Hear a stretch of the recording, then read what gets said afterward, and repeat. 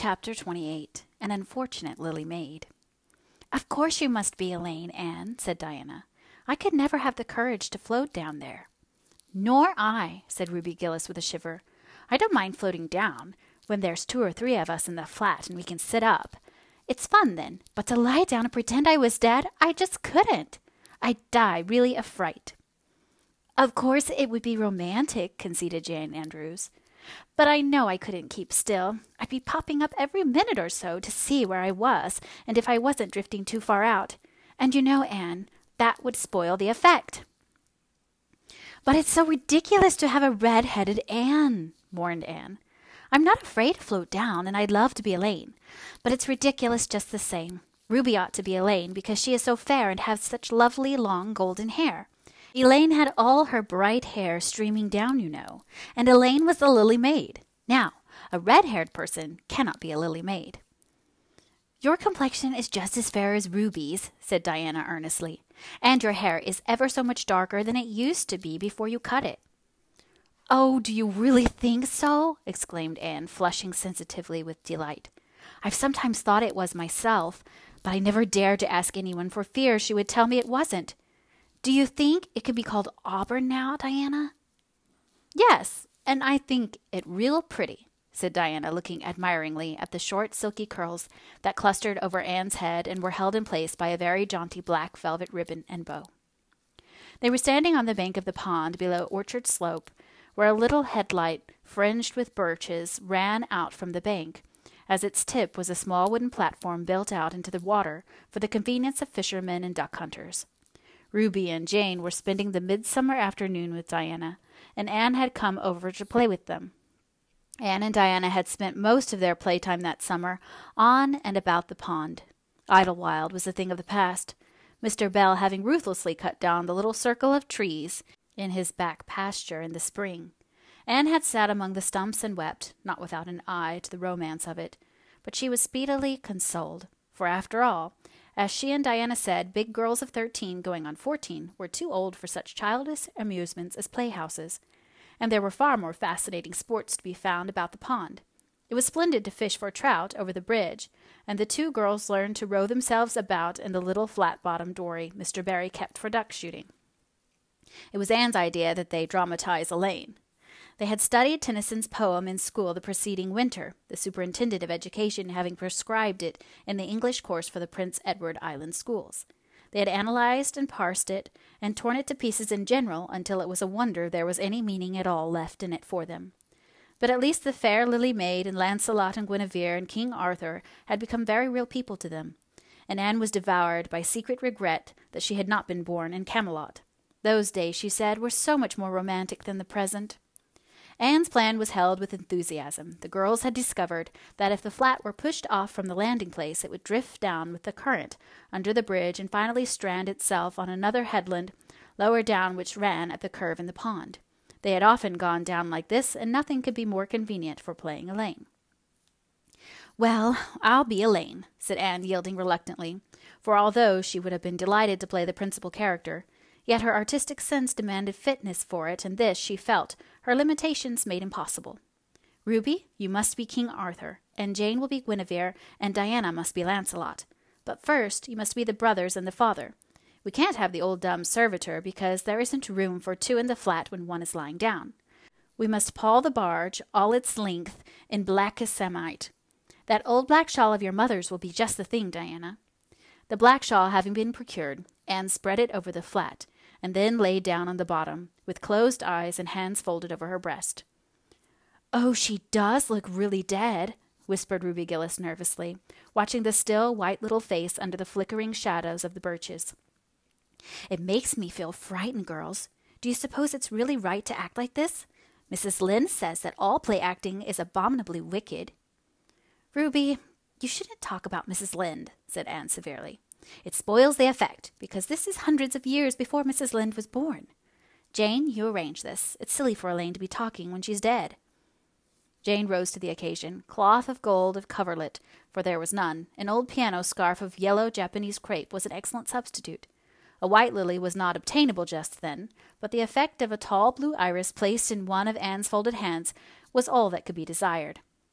"Now she's all ready," said Jane. "We must kiss her quiet brows, and Diana, you say, 'Sister, farewell forever,' and Ruby, you say, 'Farewell, sweet sister,' both of you as sorrowfully as you possibly can. And for goodness sake smile a little. You know Elaine lay as though she smiled. That's better. Now push the flat off." The flat was accordingly pushed off, scraping roughly over an old embedded stake in the process. Diana and Jane and Ruby only waited long enough to see it caught in the current and headed for the bridge before scampering up through the woods, across the road, and down the lower headland where, as Lancelot, Guinevere, and the king, they were to be in readiness to receive the Lily Maid. For a few minutes Anne, drifting slowly down, enjoyed the romance of her situation to the full.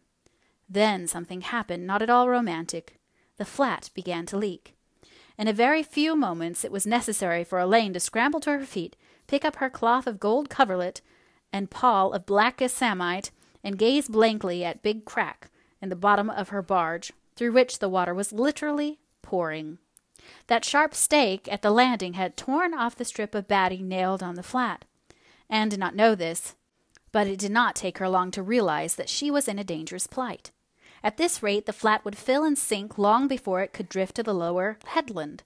Where were the oars? Left behind at the landing. Anne gave one gasping little scream, which nobody ever heard. She was white to the lips, but she did not lose her self-possession. There was one chance, just one.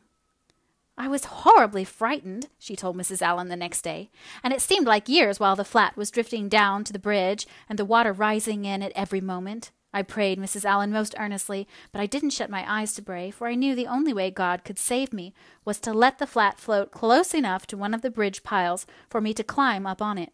You know the piles are just old tree trunks, and there are lots of knots and old branch stubs on them. It was proper to pray, but I had to do my part by watching out, and right well I knew it. I just said, 'Dear God, please take the flat close to a pile and I'll do the rest,' over and over again. Under such circumstances, you don't think much about making a flowery prayer, but mine was answered, for the flat bumped right into a pile for a minute, and I flung the scarf and the shawl over my shoulder and scrambled up on a big providential stub. And there I was, Mrs. Allen, clinging to that slippery old pile with no way of getting up or down. It was a very unromantic position, but I didn't think about that at the time. You don't think much about romance when you have to just escape from a watery grave. I said a grateful prayer at once, and then I gave all my attention to holding on tight, for I knew I should probably have to depend on human aid to get back to dry land." The flat drifted under the bridge and then promptly sank in midstream. Ruby, Jane, and Diana, already awaiting it on the lower headland, saw it disappear before their very eyes and had not a doubt but that Anne had gone down with it. For a moment they stood still, white as sheets, frozen with horror at the tragedy. Then, shrieking at the top of their voices, they started on a frantic run up through the woods, never pausing as they crossed the main road to glance the way of the bridge. Anne, clinging desperately to her precious foothold, saw their flying forms and heard their shrieks. Help would soon come, but meanwhile her position was a very uncomfortable one. The minutes passed by, each seeming an hour to the unfortunate Lily Maid. Why didn't somebody come? Where had the girls gone? Suppose they had fainted, one and all? Suppose nobody ever came? Suppose she grew so tired and cramped that she could hold on no longer? Anne looked at the wicked green depths below her, wavering with long, oily shadows, and shivered. Her imagination began to suggest all manner of gruesome possibilities to her. Then, just as she thought she really could not endure the ache in her arms and wrists another moment, Gilbert Blythe came rowing under the bridge in Harmon Andrew's dory. Gilbert glanced up, and much to his amazement beheld a little white, scornful face, looking down upon him with big, frightened, but also scornful gray eyes. "Anne Shirley, how on earth did you get there?" he exclaimed. Without waiting for an answer, he pulled close to the pile and extended his hand. There was no help for it. Anne, clinging to Gilbert Blythe's hand, scrambled down into the dory where she sat, drabbled and furious, in the stern with her arms full of dripping shawl and wet crape. It was certainly extremely difficult to be dignified under the circumstances. "What has happened, Anne?" asked Gilbert, taking up his oars.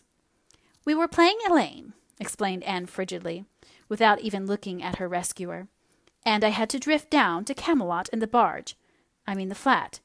The flat began to leak, and I climbed out on the pile. The girls went for help. Will you be kind enough to row me to the landing?" Gilbert obligingly rowed to the landing, and Anne, disdaining assistance, sprang nimbly on shore.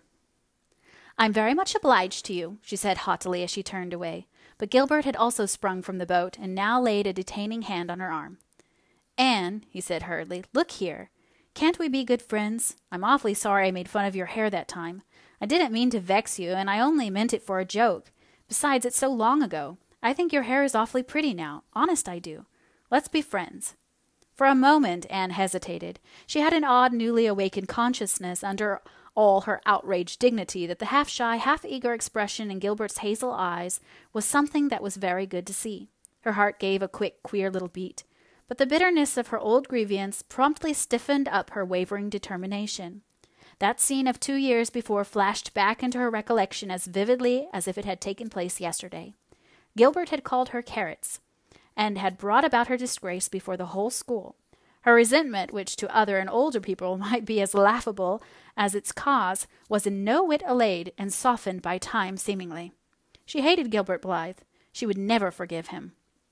"No," she said coldly, "I shall never be friends with you, Gilbert Blythe, and I don't want to be." "All right." Gilbert sprang into his skiff with an angry color in his cheeks. "I'll never ask you to be friends again, Anne Shirley. And I don't care either." He pulled away with swift, defiant strokes, and Anne went up the steep, ferny little path under the maples. She held her head very high, but she was conscious of an odd feeling of regret. She almost wished she had answered Gilbert differently. Of course, he had insulted her terribly, but still. Altogether, Anne rather thought it would be a relief to sit down and have a good cry. She was really quite unstrung, for the reaction from her fright and cramped clinging was making itself felt. Halfway up the path she met Jane and Diana rushing back to the pond in a state narrowly removed from positive frenzy. They had found nobody at Orchard Slope, both Mr. and Mrs. Barry being away. Here Ruby Gillis had succumbed to hysterics and was left to recover from them as best she might, while Jane and Diana flew through the haunted wood and across the brook to Green Gables. There they had found nobody either, for Marilla had gone to Carmody, and Matthew was making hay in the back field. "Oh, Anne!" gasped Diana, fairly falling on the former's neck, and weeping with relief and delight. "Oh, Anne, we thought you were drowned, and we felt like murderers because we had made you be Elaine, and Ruby is in hysterics. Oh, Anne, how did you escape?" "I climbed up on one of the piles," exclaimed Anne wearily, "and Gilbert Blythe came along in Mr. Andrew's dory and brought me to land." "Oh, Anne, how splendid of him! Why, it's so romantic," said Jane, finding breath enough for utterance at last. "Of course you'll speak to him after this." "Of course I won't," flashed Anne with a momentary return of her old spirit. "And I don't want ever to hear the word romantic again, Jane Andrews. I'm awfully sorry you were so frightened, girls. It is all my fault. I feel sure I was born under an unlucky star. Everything I do gets me or my dearest friends into a scrape. We've gone and lost your father's flat, Diana, and I have a presentiment that we'll not be allowed to row on the pond any more." Anne's presentiment proved more trustworthy than presentiments are apt to do. Great was the consternation in the Barry and Cuthbert households when the events of the afternoon became known. "Will you ever have any sense, Anne?" groaned Marilla. "Oh, yes, I think I will, Marilla," returned Anne optimistically. A good cry, indulged in the grateful solitude of the east gable, had soothed her nerves and restored her to her wonted cheerfulness. "I think my prospects of becoming sensible are brighter now than ever." "I don't see how," said Marilla. "Well," exclaimed Anne, "I've learned a new and valuable lesson today. Ever since I came to Green Gables, I've been making mistakes, and each mistake has helped to cure me of some great shortcoming.